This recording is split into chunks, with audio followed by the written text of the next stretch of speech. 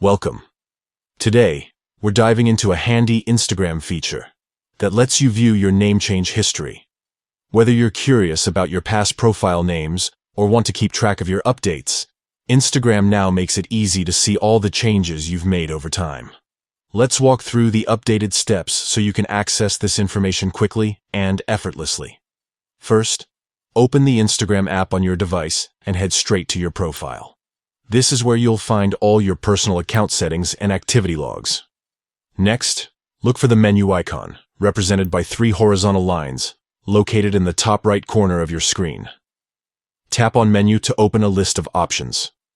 From the menu, select Your Activity. This section is designed to give you a detailed overview of all your interactions and changes on Instagram.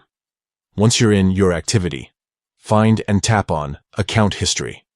This is where Instagram stores records of various updates linked to your account. Now, you'll see a filter option labeled Filter by Updated Type. Tap on this and choose Name from the list.